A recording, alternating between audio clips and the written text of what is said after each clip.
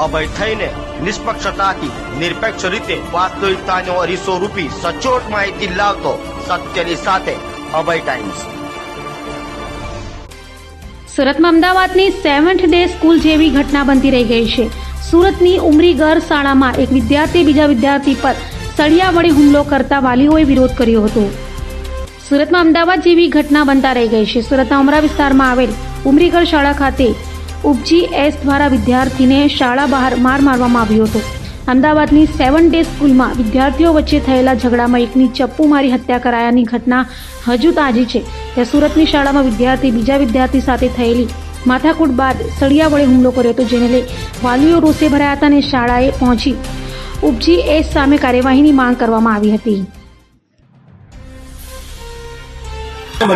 મારું નામ દેવાંગ ગાંધી છે। મારો છોકરો 12મા ધોરણમાં ભણે છે અને અહીંયા સ્કૂલમાં કોઈ છોકરા મારા જે છોકરાને માર્યું તેને મગજમારી થઈ હશે, તેની આગળથી એની સાથે કંઈક અનબન બનાવ બનેલો છે અને એ કાલે ઘરે જતો હતો ઓલા પર અને એ રિક્ષામાં હતો, રિક્ષામાંથી કૂદીને મારા છોકરાની પર એટેક કર્યો છે।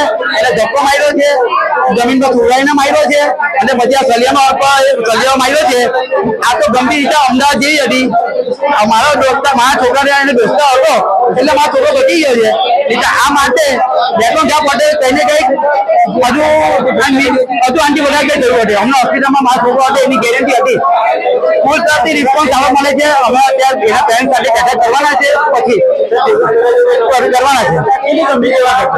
ગંભીર એટલે હવે આ સળિયો હાથમાં છે, આનાથી બિલ્ડિંગ બને છે, આ લોકોનો સળિયો છે। છોકરાની માનસિકતા કેવી છે, મેં છોકરા સાથે વાત કરીને મેં છોકરા સાથે જ્યાં રફતી વાત કરેલી હતી એ છોકરા મને ધમકી આપી કે રાતના તને આવીને મારીશ, મને પોતાની ધમકી આપેલી।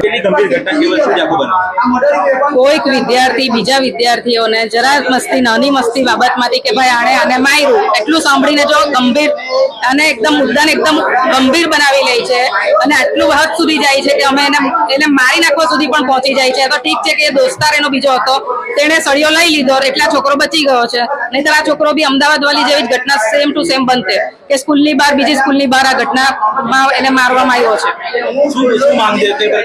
અમે તો એટલું ઈચ્છીએ કે આ છોકરાને ઉપજીએસ ના પદ પરથી કાઢવામાં આવે અને સમજાવે કે શું આગળ જીવનમાં તમારે સારા નાગરિક તરીકે બહાર આવવાનું છે અને જો નહીં માને તો પછી સ્કૂલમાંથી પણ એને બહાર કાઢો તમે।